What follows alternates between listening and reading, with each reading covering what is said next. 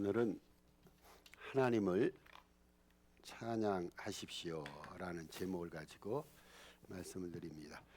시편이 150편으로 편집이 되어 있습니다. 시편은 한 사람이 저술한 책이 아닙니다. 성경책은 보통 우리가 책이라고 말하는데, 그래서 책이라고 말하면서 성경에 나오는 66권의 책들이 있잖아요. 그 책들을 읽어놓으라면 한 장 한 장, 에베소서 1장 2장 이런 식으로 나갑니다. 골로새서 1장. 근데 시편은 장이라고 그러지 않고 편이라고 그럽니다. 왜냐하면 시편은 각 편마다 어떤 저자가 있어서 그것을 종합해서 편집해서 150편으로 이루어진 책이기 까닭입니다. 그래서 시편은 총 150편으로 구성이 되어 있어요. 구성이 되어 있는데 이 시편을 내용상으로 분류하면 이렇게 분류할 수가 있습니다. 시편에는 감사시가 있습니다. 그리고 찬양시가 있고 탄식시가 있습니다. 또 인간의 지혜, 이게 지혜를 어떻게 하면 습득할 것인가, 지혜시가 있어요. 역사시가 있습니다. 그리고 지도자들, 왕을 위한 제왕시라고 있습니다. 그리고 하나님 앞에 절절한 마음으로 탄식하면서 드릴 수 있는, 그러니까 하나님 앞에 탄식한다는 것은 그만큼 하나님의 저주의 심판을 받았기 때문에, 그래서 이 시편에는 특별히 저주시라는 것도 있습니다. 그런데 그들 중에서 오늘은 저는 그 찬양시에 대해서 살펴봅니다.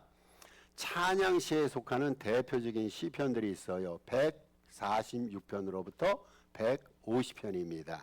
이거를 할렐루야 시편이라 말합니다. 그냥 찬양시라 그러는데 그 찬양시 가운데서도 할렐루야 시편이라 말하는 것이 시편 146편으로부터 150편까지예요. 왜냐하면은 이 시들을 보면은요, 처음에 할렐루야로 시작됩니다.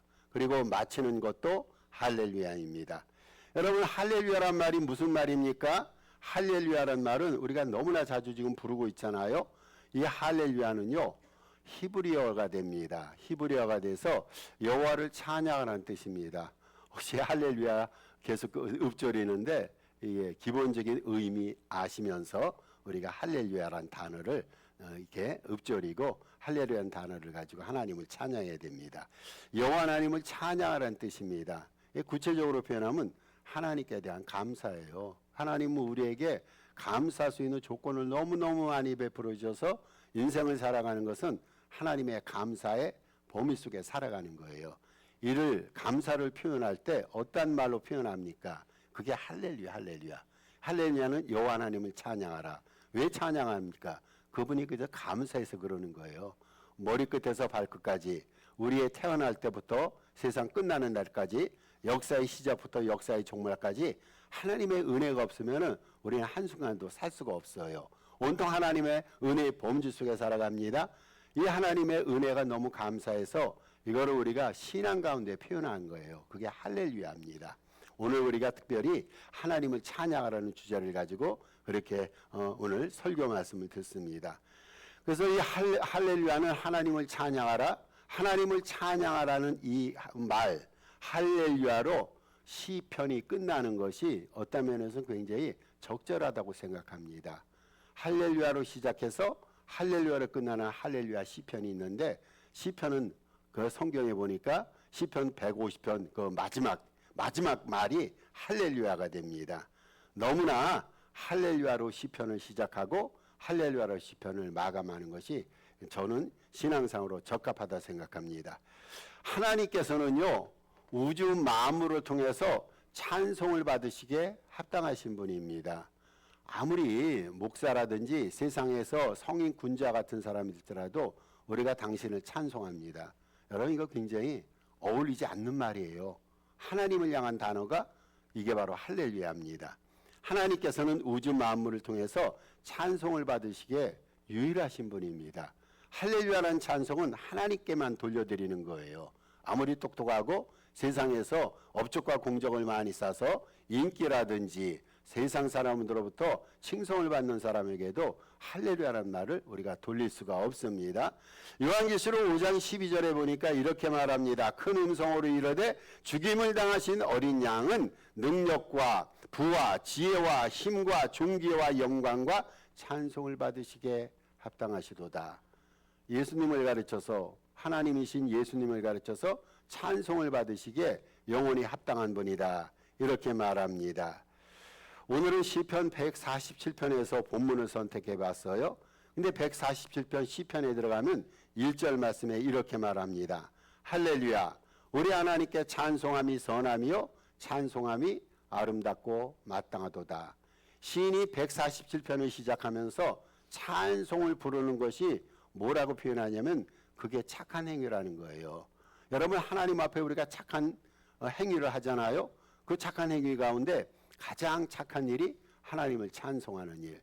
우리가 뭔가 무엇을 통해서 하나님의 공로를 취하는 것보다는 진정 어린 마음을 가지고 하나님을 찬양하는 것이 이게 신앙인으로서 착한 행위라 말합니다. 또 무엇이 아름다운 행위라고요? 하나님을 찬양하는 일. 하나님을 찬양하는 일은요, 예수 믿는 사람이 착하게 삶을 살아가는 근본이 됩니다. 근본. 하나님을 찬양하지 않고서는요, 우리 착하게 살 수가 없어요. 하나님을 찬양하지 않고서는요, 아름다운 인생을 살 수가 없습니다. 그래서 시인은 오늘 본문이 아닙니다만은 147편 1절에서 하나님을 찬양함이 지극히 착함이요 하나님을 찬양함이 지극히 아름답도다. 이렇게 말하면서 시편 147편을 시작합니다. 제가 오늘 11절서부터 본문을 선택해 봤어요. 근데 시편 147편 1절서부터 10절까지, 그러니까 본문 이전절입니다. 본문 이전절에는 이러한 내용이 납니다. 이스라엘 백성들이 바벨론 포로에서 돌아왔어요. 하나님의 은혜 가운데 돌아왔습니다. 그런데 이렇게 이스라엘 백성들을 포로에서 귀환케 하신 분이 하나님이십니다. 하나님께서는 이스라엘 백성들을 돌아오게 한 다음에 저들에게 예루살렘을 재건케 하십니다. 이게 예루살렘 성이 망가진 거예요. 백성들이 돌아와서 예루살렘 성전을 건축하고 예루살렘 성을 재건을 합니다. 그리고 이스라엘 백성들이 얼마나 상처를 많이 입었습니까? 근데 하나님께서는 저들로 하여금 귀환하게 하셔서 상처 입은 공동체를 회복시켜 주십니다. 이스라엘 백성들이 그걸 목도했어요. 그래서 이스라엘 백성들은 하나님을 높이며 하나님을 찬양합니다. 그 장면입니다. 백성들이 70년 포로 기간에서 망가진 상태로 돌아왔어요. 모든 것이 다 부서졌습니다. 근데 하나님이 그걸 회복시켜 주셨어요. 이스라엘 백성들이 포로 귀환에 본토로 돌아왔을 때 하나님은 저들의 마음을 싸매 주시고 저들의 상처난 것을 고쳐 주시고 회복시켜 주시고 망가진 집들과 성전과 모든 성곽들을 하나님이 회복시켜 주셨어요. 이러한 것을 보면서 이스라엘 백성들의 마음속에서 그래, 하나님을 찬양해야겠다. 찬양이 우러나면서 오늘 시를 통해서 하나님을 찬양하게 됩니다. 그래서 오늘 본문에 들어가서요, 오늘 본문에서도 시인은 하나님을 찬양할 것을 계속해서 권합니다. 자, 그러면요, 우리가 하나님을 왜 찬양해야 되는가? 이스라엘 백성들은 하나님을 왜 찬양해야 되는가? 하나님을 찬양해야 될 근본 이유와 근거들에 대해서 오늘 본문을 통해서 몇 가지로 말씀을 드립니다. 하나님을 찬양할 이유. 첫 번째, 하나님께서 주의 백성들의 문빗장을 견고케 하시기 때문입니다. 13절 14절을 요약해서 봅니다. 13절 14절에 보면은요, 이렇게 표현합니다. 13절 14절을 한꺼번에 기록할 수 없어서 요약절을 설명합니다. 하나님께서 내 문빗장을 견고히 하시고 자녀들에게 복을 주시고 경내를 평안하게 하시고 너를 아름다운 밀로 배불리시며 이렇게 말합니다. 여러분, 이것이 13절 14절의 요약절이 되는 거예요. 그런데 제일 첫 문장을 보면요, 하나님께서 내 문빗장을 견고하게 하셨다. 이거 얼마나 감사한 일입니까? 혹시 여러분 문빗장 아세요? 문빗장? 나이 드신 분들, 아마 이 자리에 있는 분들은 문빗장이 뭔가를 다 아실 겁니다. 예전에 이제 문을 닫아요. 뭐 나무 문이라든지 그 문을 딱 닫으면은요, 그 문을 움직이지 않게끔 문을 닫고 가로지르는 막대기가 있잖아요. 그 막대기를 세워놓으면요, 그 문이 견고하게 됩니다. 어떤 사람은 그것을 2중 3중으로 문빗장을 만들어놔서 도적이라든지 외부 사람이 침범하지 못하게 만듭니다. 예전에는 그런 식으로 그 집안에 있는 모든 물건들, 집안에 있는 귀중품들을 보관했단 말이죠. 근데 성경에서 그 우리나라 말로 그렇게 번역한 거예요. 문빗장을 생각할 때는요, 옛날에 우리가 살던 그 시절에 그러한 문빗장, 여러분 지금 그렇지 않아요. 뭐 번호로 자물쇠통이 얼마나 두껍습니까? 근데 예전에 그러한 문빗장이 있었어요. 번역 성경에는 그런 식으로 표현이 됐는데 우리 하나님께서 우리의 문빗장을 견고케 하신다. 하나님께서 그렇게 하신다는 거예요. 여기에는요, 세 가지 의미가 있어요. 외적으로는요, 대적자의 위험으로부터 지켜보아신다는 겁니다. 외부 대적들, 조적이 있어요. 외부 침입자가 있어요. 문빗장이 견고하면요, 그들이 침범할 수가 없습니다. 외부 대적으로부터 우리를 지켜주신다는 거예요. 그리고 그 안에는요, 그 안에는 문빗장 안에는 식구들이 삽니다. 자녀들이 삽니다. 그런데 오늘 본문 말씀해 보니까 그 자녀들에게 복을 주신다고 그랬어요. 외적으로는요, 외부 사람들이 침입하지 못하게끔 문빗장을 견고히 하시고, 안에서는요, 자녀들에게 복을 주셔서 그들을 평안케 하신다 말합니다. 여러분, 복을 받으니까 평안한 거예요. 복이 없다라 생각하면 마음이 늘 불안합니다. 불편합니다. 근데 하나님께서 우리에게 복을 주시고 내가 복 받은 자라, 이런 마음이 생기면요, 인생 자체가 평안하게 돼요. 그걸 하나님이 그렇게 하신다는 거예요. 그리고 또 한편 경제적으로도 뭐라고 표현하냐면 하나님께서 실한 밀로서 배불리 하신다는 겁니다.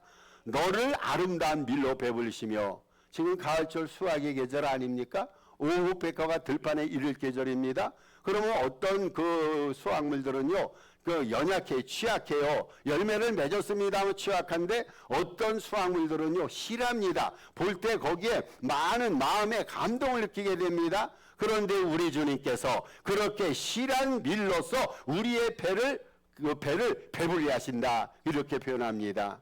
여러분, 문빗장을 견고케 하시는 분은 누구라고요? 그분이 하나님이에요. 그 문빗장 안에 있는 우리의 자녀들에게 복을 주시고 평안케 하시는 분이에요. 그분은 경제적으로도요, 우리의 인생을 실한 밀로서 배불리게 하시는 분입니다. 여러분, 그런 분이 하나님이라는 거예요. 이스라엘 백성들이 그거를 체험했어요. 그래서 할렐루야로 저들은 이스라엘 하나님을 찬양합니다. 실제 하나님께서는요, 포로에서 돌아온 이스라엘 백성들이 거하는 예루살렘과 그리고 예루살렘에 거하는 자녀들을 평안히 안전히 보호해 주셨습니다. 사회보장제도란 것이 있어요. 이 세상은 제도와 장치가 얼마나 잘 돼 있습니까?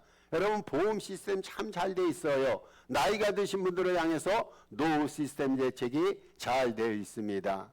그뿐이 아니죠. 외부적인 장치와 제도만 잘 되어 있는 것이 아니라 많은 사람들이요, 건강에 힘씁니다. 여러분, 나이가 들어가면서 관심사 건강 얘기 아닙니까?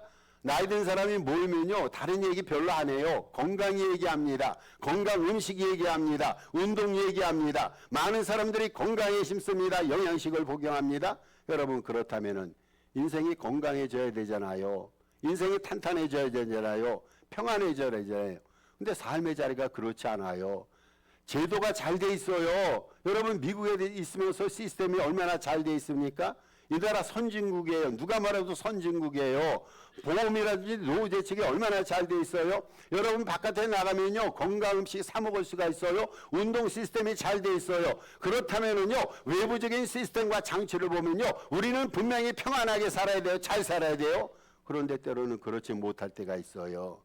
여러분, 이 땅에는요, 우리가 살고 있는 이 땅에는요, 결핍이 있어요. 부족이 있습니다. 두려움이 있습니다. 불안이 있습니다. 그것이 우리가 살아가는 삶의 현장이에요. 그런데 우리 주님께서 우리 인생의 빗장을 튼튼히 하신다고 그랬어요. 우리 인생의 빗장을 튼튼히 하시고 하는 일을 형통케 하시고 삶의 자리에 평안을 주시고 물질적으로 풍요하게 하시는 오직 하나님이십니다. 여러분, 그렇잖아요. 하나님이요, 우리 인생을 영화스럽게 해주셔야지만이 인생이 영화스러워집니다. 나라와 인생과 국가와 교회는요, 하나님이 세워주시고 하나님이 필요한 것을 공급해 주시고 또 그분이 보호해 주셔야지만 영광스럽게 되는 거예요. 이게 성경의 법칙입니다. 잠언서 16장 9절에 그렇게 말합니다. 사람이 마음으로 자기의 길을 계획할지라도 그의 걸음을 인도하시는 분은 여호와 하나님이다. 저는 이 말씀이 너무 좋아요. 여호와 하나님이 우리 인생을 은혜 가운데 인도하시고 주장하신다 말합니다. 이러한 하나님을 도움으로 삼는 자가 가장 복된 자예요. 하나님이 우리의 도움이 되는 자, 하나님을 도움으로 삼는 자, 시편은 그렇게 말합니다. 그런 자가 가장 복된 자라 말합니다. 인생의 문빗장을 견고케 하시는 하나님을 절대 신뢰하면서 그분을 신실하게 찬양하시길 바랍니다. 왜 우리가 하나님을 찬양해야 된다고요? 우리 주님께서 우리 인생의 빗장을 경고케 해주시기 때문에, 그래서 외부 대적들이 침입하지 못하게끔 우리를 보살펴 주시는 거예요. 문빗장을 경고케 하니까 그 안에서는 자녀들이 복을 받아요. 자녀들이 평안해집니다. 이 안에 행복과 은혜의 역사가 일어납니다. 그리고 경제적, 물질적으로도 하나님께서 아름답고 좋은 양식으로 우리를 배불리 하십니다. 이것이 하나님을 찬양할 첫 번째 근거가 됩니다. 두 번째로 하나님을 찬양할 이유가 있어요. 이거 대단히 재밌는 말씀이네요. 하나님께서 말씀을 주의 백성들의 심령 속에 흐르게 하시기 때문입니다. 여기 18절에 보니까 이렇게 말합니다. 그의 말씀을 보내사 그것들을 녹이시고 바람을 불게 하신즉 물이 흐르는도다. 이렇게 말합니다. 여러분, 이 말씀 보면요, 하나님의 말씀을 물로 표현했어요. 하나님의 말씀을 흐르는 것으로 표현했습니다. 주님께서 특별히 이 시인의 지혜와 시인에게 능력과 지혜를 주셔서 이렇게 아름다운 시를 하나님께서 저술하게 하시는데, 하나님께서 실질적으로 이스라엘 백성들이 귀환했어요. 그 이스라엘 백성들이 귀환할 때 말씀이 저들의 삶이 샘이 되게 하며 활력소가 되게 하시겠다는 선언입니다. 여러분, 샘을 생각해 보세요. 세상은 다 강으로써요. 주변에는 감으로써 모든 산천 조목이 다 메마르고 죽어갑니다. 그런데 어느 지역에 가니까 샘이 있어요. 샘이 콸콸 솟아오르는데 거기 그 주변에 보니까 그 샘물의 영향을 받아서 푸른 풀이 돋아나고 있어요. 하나님이 그런 분이라는 거예요. 하나님께서 우리에게 샘이 되시는데 그 샘의 내용물이 뭐라고요? 그게 말씀이라는 거예요. 하나님께서는요, 생명을 살리는 샘의 원천이 있는데 그걸 말씀을 근거로 해서 그 샘을 하나님께서 흐르게 하시고 운영하신다는 겁니다. 실제 이스라엘 백성들이 포로를 마치고 이제 본토로 돌아왔어요. 이스라엘 백성들이 돌아와서 제일 먼저 한 일이 뭡니까? 성벽을 재건하는 일이에요. 성전을 재건하는 일입니다. 그리고 또 했던 일이 뭡니까? 여러분, 율법을 회복하는 율법. 외적으로 성전은 건축했는데, 성곽은 건축했는데 말씀이 없다면은 그게 무슨 의미가 있어요? 아무리 인생을 잘 산다 할지라도 예수 믿는 사람이 그 인생 안에 말씀이라는 내용물이 없다면 과연 그 인생이 행복한 인생이고 의미가 있을까요? 이스라엘 백성들의 외곽을 하나님께서는 다 회복시켜 주신 다음에 이제 가장 중요한 것은 율법을 회복시켜 주셨어요. 말씀을 회복시켜 주셨습니다. 그래서 저들 하여금 다시 한번 영적 부흥이 일어나게 하셨어요. 교회와 사회와 나라의 건강과 건전도를 측정하는 도구가 뭐라고 생각합니까? 교회의 건전도, 사회의 건전도, 가정의 건전도를 측정하는 도구가 뭡니까? 많은 사람들이 그것을 경제라고 외칩니다. 어떤 사람은 국방이라 생각합니다. 그것이 교육이라 생각하는 사람도 있어요. 아니라는 거예요. 기술과학이라고 얘기하는 사람이 있어요. 또 문화를 좋아하는 사람은 문화가 인생을 건전하게 만든다 얘기합니다. 여러분, 예술을 좋아하는 사람도 그림을 그리고 음악을 하면서 이것이 인생의 감성을 풍요하게 만들고 인생을 건전하게 만든다 이렇게 외칩니다. 어떤 사람은 종교 생활을 해요. 물어봅니다. 왜 종교 생활을 합니까? 내 인생이 건전해지려고, 내 인생의 의미를, 건전한 의미를 찾으려고 이렇게 말합니다. 여러분, 제가 말한 것들 다 필요해요. 불필요한 거 없습니다. 다 필요합니다. 그런데 이것들은요, 건전한 인생을 살아가기 위한 절대 조건이지, 필요 조건이지 절대 충분 조건이 아닙니다. 필요는 해요. 그런데 절대 충분 조건이 될 수가 없습니다. 여러분, 사회의 건전도를 측정하는 유일한 비결이 있어요. 사회의 건전도를 측정하는 것은요, 그 사회를 구성하는 사람입니다. 여러분, 제 말 틀립니까? 사람이 건전해야지 그 가정이 건전한 거예요. 여러분, 사람이 건전해야지 교회가 건전해집니다. 사람이 건전해야지 공동체가 건전해집니다. 그래서 우리가 건전한 사람, 건강한 사람, 아름다운 사람이 되자는 거예요. 근데 여러분, 여기 문제가 있어요. 어떻게 아름다운 사람이 됩니까? 어떻게 건전한 사람이 됩니까? 이 세상에서 사람을 건전하게 만드는 수없이 많은 방법이 있어요. 여러분, 인생의 성공과 승리를 구하고 잘 사는 삶이 뭐라는 거, 이게 학문적으로 규명이 많이 되지 않습니까? 세미나가 얼마나 많습니까? 잘 사는 비결, 건강하게 살아가는 비결, 건전하고 아름다운 삶을 비결하는 제목의 세미나들이 수없이 많이 있어요. 여러분, 거기 참석했어요. 우리 그 유튜브를 통해서 그런 내용 듣습니다. 요즘도 좋은 말들, 좋은 금원들이 얼마나 많습니까? 여러분, 제가 하루에도 카톡을 통해서 좋은 말들, 아름다운 말들, 이런저런 사람한테 많이 그걸 받고 있어요. 이 글을 읽으면서 한마디도 그릇된 말이 없어요. 우리 그 좋은 말들, 좋은 양식들 많이 받고 섭취합니다. 그런데 과연 우리 인생이 날마다 온전하고 날마다 건전합니까? 인생을 정말로 건전하게 만들어서 그 건전한 사람을 통해서 건전한 사회와 건전한 가정교회를 만드는 비결이 있어요. 그것은 하나님의 말씀으로 뿐입니다. 여러분, 하나님의 말씀입니다. 지식은요, 우리의 머릿속까지 침투합니다. 많이 배웠는데 지식이 우리의 머리, 곳까지 들어가잖아요. 여러분, 돈 있잖아요. 돈은 우리의 주머니까지 침투합니다. 돈은요, 우리의 영혼 속에 못 들어가요. 돈은 우리의 정신 속에 못 들어갑니다. 여러분, 친구 좋아하시죠? 저도 4인방 평생 친구가 있어요. 4명이서 정말로 친한 친구가 있어 저는 스스로를 4인방 친구라 부르는데, 친구는요, 가슴까지만 침투합니다. 여러분, 그런데 하나님의 말씀은요, 우리의 심령과 관절과 골수에까지 침투해 사람을 변화시켜서 온전한 사람으로 만듭니다. 우리의 영혼 속에 들어가는 게 뭡니까? 여러분, 말씀 빼고 있어요? 우리 관절 속에 들어가는 것이 뭡니까? 하나님의 말씀이에요.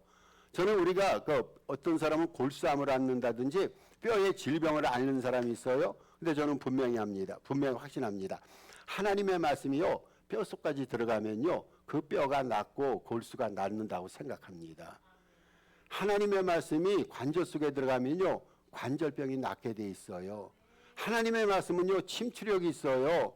하나님의 말씀은요, 못 들어가는 곳이 없어요.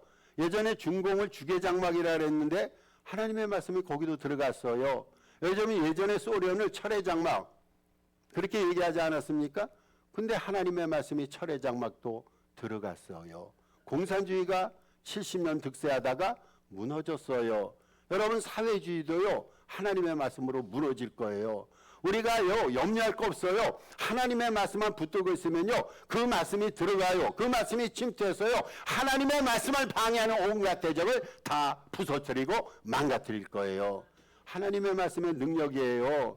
여러분, 하나님의 말씀이요, 근데 오늘 본문에 뭐라고 말하냐면 강물처럼 흐른다고 그랬어요. 강물처럼. 물처럼, 하나님께서 그것을 녹여서 물처럼 흐르게 한다고 그랬어요.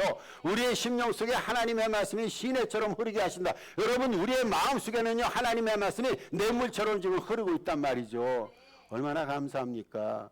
냇물처럼 흐르기 때문에요, 거기서 생명력이 돋아나고 영혼이 회복되는 거예요. 우리의 마음 속에, 영혼 속에 이 말씀의 강물이 늘 흐르도록 해야 돼요. 여러분, 이거 메마르게 해서는 안 돼요. 흐르도록 해야 됩니다. 여러분, 그 꿈은입니까? 내 안에 흐르는 이 말씀의 샘물이요, 내 바깥에까지 흘러 넘치게 해야 돼요. 그래야 주변 사람도 살아요. 하나님께서 왜 냇물을 내 마음속에 두셨습니까? 나만 살자는 게 아니잖아요. 주변 사람 더불어 살리자는 거예요. 지금 오늘 본문에 분명히 말합니다. 하나님께서 주의 말씀을 우리 심령 속에 흐르게 하신다고 그랬어요. 할렐루야 아닙니까? 하나님의 말씀 때문에 우리 영혼이 살고 인생이 살고 인생이 건강해지고 우리의 삶 자체가 건전해지지 않습니까? 이러한 하나님의 말씀을 하나님께서는 냇물처럼 우리 영혼 속에 샘을 만들어서 주셨단 말이죠. 이게 하나님을 찬양하고 하나님 앞에 감사, 영광을 드릴 수 있는 비결입니다. 세 번째로, 하나님께서 자연과 역사를 다스리기 때문에 우리 하나님을 찬양해야 됩니다. 16절에서 18절을 요약하면 이렇게 말합니다. 하나님께서 물과 소리를 내리시고 우박을 내리시고 추위를 주시고 얼음을 녹이시고 바람을 불어 무르게 하시도다. 저는 이 구절을 보면서 이 하나님은요, 대단한 서정적이면서 목가적이면서 대단한 낭만적인 분이시구나. 여러분, 예전에 이거 보세요. 눈, 서리, 우박, 얼음, 바람, 물, 이런 걸 생각하면 옛날에 냇가에서 시골에서 여러분 동무들과도 함께 즐기던 그 시절이 생각나지 않습니까? 굉장히 이 장면을 보면요, 전원적이에요. 목가적이에요. 굉장히 서정적입니다. 우리 하나님 이런 분이에요. 하나님은 딱딱한 분이 아니에요. 하나님은 굉장히 부드러운 분이며 우리의 마음속에 우리의 정서 속에 감성을 일으키시고 정서를 일으키시는 그러한 분이란 말이죠. 여러분 이 말씀은요 하나님께서 자연을 주관하시는 분이라는 거예요. 하나님께서 누가 눈과 소리를 만드실 분이 어디 있어요? 여러분 세상 그 공중에서 바람을 일으키시는 분이 어디 있습니까? 추위를 주시고 우박을 내리신 분이 하나님 빼고는 누가 있을 거예요? 여러분 온 우주 만물은요 하나님이 섭리하세요. 우주 만물의 움직임과 질서와 유지는 하나님이 주관하십니다. 여러분 자연뿐인가요? 우주 만물의 운행뿐인가요? 하나님은 자연과 우주 만물을 운행하시면서 인간 역사도 주관하시는 분입니다. 제 역사도 하나님이 주관했어요. 여러분의 역사도 하나님이 주관하십니다. 온 인류의 역사를 하나님이 주관하십니다. 하나님은 자연을 주관하십니다. 그리고 인류 역사도 하나님이 주장하십니다. 그래서 우리가 하나님을 가르쳐서 역사의 섭리자라 말하지 않습니까? 역사의 주관자라 말해요. 하나님을 가르쳐서 역사의 감독자라 말합니다. 이러한 하나님 앞에서 인간이 할 수 있는 일이 뭐가 있을까요? 여러분 우리가 과연 하나님 앞에서 자연을 주관하시고 역사를 주관하시는 하나님 앞에서 우리가 자랑하면서 하나님 앞에서 할 수 있는 일이 별로 없습니다. 믿음이란 뭐냐면요. 저는 이게 믿음이라 생각합니다. 믿음이란 인생의 디자이너가 되시고 주인 되시는 하나님께 삶 전체를 모두 맡기고 드리는 것입니다. 그리고 하나님이 하시는 일을 확신을 갖고 지켜보는 거예요. 여러분 믿음은요 하나님 앞에 맡기고 하나님이 하시는 일을 믿음으로 지켜보는 일이에요. 내가 하는 게 믿음이 아니에요. 그렇잖아요. 우리 교회가 혼자 하는 게 믿음이 아니에요. 교단이 혼자 하는 게 믿음이 아니에요. 믿음이란 것은요 하나님 앞에 맡기고 하나님이 하시는 일을 확신과 믿음을 갖고 지켜보며 아멘으로 화답하는 거예요. 이게 바로 믿음이란 말이죠. 여러분 인간이 하면요 실수합니다. 그죠? 하나님 없이 인간이 하면 실수합니다. 인간이 홀로 하면은 실패합니다. 근데 하나님이 하시면요 그 일이 굉장히 수월해요. 실수도 없어요. 한 가지 예를 들어 보겠습니다. 이게 9월, 10월에는 이 지역에는 비가 안 와요. 그죠? 그래서 9월, 10월 되면요. 뭐 그전에도 마찬가지입니다만은 이 산천 초목이 온통 다 죽어야 됩니다. 잔디가 다 은색 잔디가 돼야 됩니다. 근데 9월 말에 이 지역에 비가 와서 굉장히 많이 왔어요. 10월철에도 많이 왔습니다. 아마 이번 주간에도 비가 한 차례 온다 생각하는데 비가 오니까요. 살아나더라고. 잔디가 살아나더라고요. 저는요. 게을러서 그런지 몰라도 우리 집 잔디 물을 안 줍니다. 저는 확신이 있어요. 하나님이 우기철에 비 주시면 살아날 것이다 생각하고 미관이 좀 흉악해도 그냥 잔디 죽이고 겨울 되면 자연스럽게 살려요. 또 며칠 전에 비가 오더니 우리 집 잔디가 또 살아나고 있어요. 여러분 이거 한번 생각해 보세요. 어떤 사람은 집터가 넓어서 그 잔디에 물 줄 때 물을 주는 시간이 깁니다. 또 어떤 분은 그 잔디 외에 집 정원이 넓은 사람은 한국 사람들은 텃밭을 가꿉니다. 텃밭에 아침 저녁으로 물을 줘야 돼요. 이 우기철이 아닌 때는요. 물을 줘야 되는데 물을 줄 때 그저 물을 1, 2분 주고 끝납니까? 적어도 30분, 어느 경우에는요 1시간 이상 물을 줘야지 물이 흠뻑 땅속에 적어들게 됩니다. 그렇잖아요. 물값도 들어갑니다. 물론 뭐 스프링클러 시스템이 있다지만 이걸 우리가 때로는 감독도 하고 지켜야 됩니다. 그런데 하나님께서 인간이 1시간 이상 물을 줘야지만 땅이 흠뻑 젖는데 하나님께서 어느 날 갑자기 하늘에서 세찬비를 내려주셨어요. 5분 정도 비가 내리니까 게임 끝. 땅이 완전히 젖게 됩니다. 구석구석에도 하나님께서 그 비를 내리셔서 땅을 젖게 만드십니다. 여러분 하나님이 하는 일과요 인간이 하는 일은 차원이 달라요. 그 우리가 어떻게 해야 됩니까? 하나님 앞에 맡기는 거예요. 내가 하면 안 돼요. 우리 스스로 하면요 아무리 계획을 짰다 한다 할지라도 여기 시행착오 있어요. 근데 하나님이 하시면요 그 일이 온전합니다. 실수가 없습니다. 여러분 자연을 다스리는 하나님의 능력을 우리는 이렇게 고백해야 됩니다. 내 인생의 모든 날들이 하나님 당신의 손안에 있습니다. 내 인생 여정이 당신의 손안에 있습니다. 이렇게 고백하면서 인생과 자연의 통치자 되시는 하나님을 기꺼이 찬양하시길 바랍니다. 우리가 주님을 영접하고 주님의 자녀가 된 것은 왜 그렇습니까? 그 이유는요 하나님을 찬양하기 위해서예요. 그래서 사도 바울은요, 에베소서 1장 5절 6절에서 이렇게 말합니다. 그 깊으신 뜻대로 우리를 예정하사 예수 그리스도로 말미암아 자기의 아들들이 되게 하셨나니 이는 그가 사랑하시는 자 안에서 우리에게 거저 주시는 바 그의 은혜의 영광을 찬송하게 하려 함이라. 우리를 왜 자녀로 삼으셨다고요? 그의 은혜의 영광을 찬송하도록 하기 위해서입니다.